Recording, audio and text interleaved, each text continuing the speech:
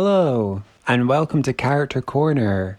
I'm gonna play D&D on Easter. I didn't realize, but there's a feature to record time lapses on Clip Studio Paint, which is really useful, and it makes time lapses really easy. So I thought I would test it out and do a little video by showing you my sketches that I did for my D&D character for this one shot. D&D one shot is just like a one session D&D game. I have a character that I use in my main campaign, but for one shots, it's kind of a fun excuse to make a crazy character because you're only going to use it probably one time. So the first one that I did was like a Halloween one shot, and so I made this character Pansy, who is a doll who is haunted by the ghost of a murderer, and so she was very spooky. That was a fun one because there was a lot of like werewolves, mad scientists, and also me being a little haunted doll, and she was a rogue, which was fun because she had like a knife and she could hide. She was very fast and she had really high acrobatics, so it meant that for challenges like jumping over things and like climbing things, she was really weirdly useful for that. And it was really fun. I'd never played as rogue, but it was fun playing as her in battle because she could just hide. You can just hide at the end of your turn and it's like, oh cool. Whereas I'm used to playing as a wizard who is very hittable all the time. I just always seem to get hit and I'm very fragile.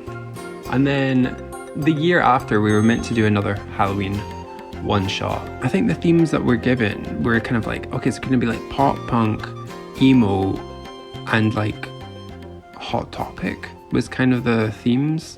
So the character I made was Misery Business, who is like a paramour kind of woman. Kind of like Hayley Williams, but like evil. She's an emo businesswoman who she has a sword and she kind of speaks like this. You worm, shut up, you worm. She kind of spoke like that. The thing is that one shot got delayed and it ended up being a Christmas D&D special. So I ended up using her still, but it was during like this kind of winter wonderland Christmas D&D. So she didn't really fit the theme. And the thing that happened when we did that D&D was we all kind of were playing as characters that were quite standoffish. All of our characters were kind of lone wolf, standoffish characters. And the DM, I think it made it quite hard for them to convince us why we should all work as a team and like go on this adventure, because we're all like, I'm a lone wolf.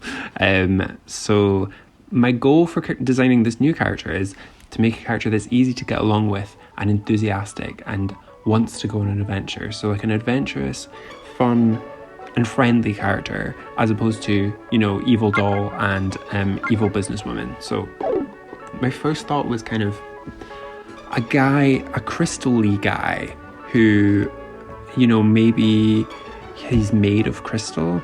This is kind of inspired by Land of the Lustrous, which is one of my favourite anime, and just inspired by crystals. And Crystal Bowie from Space Adventure Cobra, who's like a man made of crystal that has like a gold skeleton. Yeah, I kind of like this idea. He's kind of like a weird, like crystal gemstone man. The thing is, like, I kind of like this design, but I didn't really come up with like a strong personality for this character, so I think he would probably be quite a subtle character that's maybe not got as big a personality as what I would want for a one shot where you're only going to be playing as them one or two times. So I kind of ended up not going for this guy, but maybe I'll use him in a future campaign or something. He was kind of fun.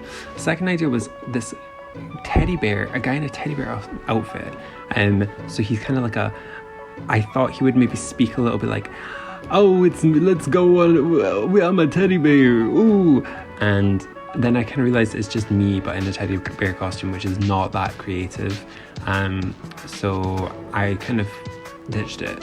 The third idea that I had was like a mascot type character who, in like anime, how you have a character who's like, he's a little cute guy. So like Chopper in One Piece, or Morgana from Persona, Kiro in Cardcaptor Sakura, and like Meowth, I guess, or like, like kind of a wisecracking small guy who's like, kind of guiding the heroes on their adventure. So the first thought was this kind of rabbit-like man who he's kind of like he's kind of like a weird rabbit. He has the same thing as Pansy, where he has bells on the end of these 2 long ears, which I didn't realize when I was drawing it, but I was like, oh, Pansy has that.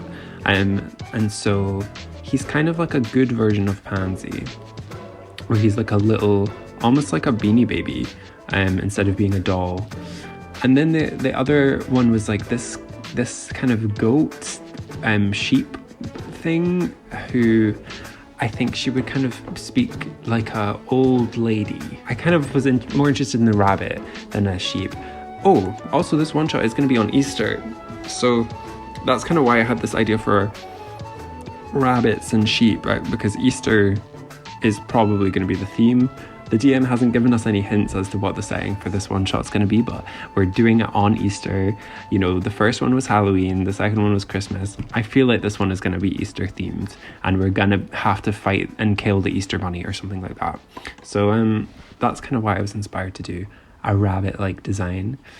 I kind of wanted him to be a rogue, so this was me trying to make him a little bit more roguish. I was kind of trying to come up with a backstory for him, and I thought maybe he's like a prince in like a kingdom.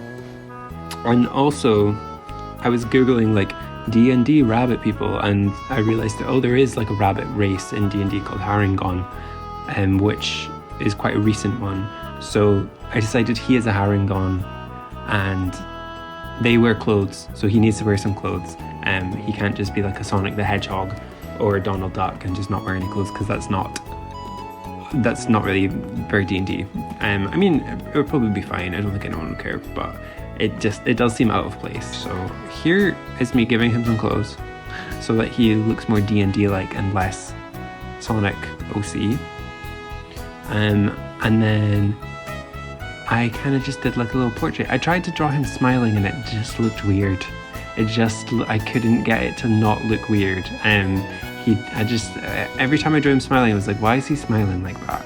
So I just drew him with the same expression 3 times, which is not very expressive, but he's very wide-eyed, very wide glassy eyes. He stares a lot, and I think he kind of says things like, oh, we have to go on an adventure. Whoa.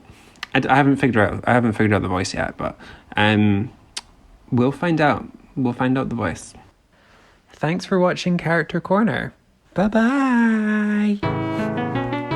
I'm waving. You can't hear it, but I'm waving.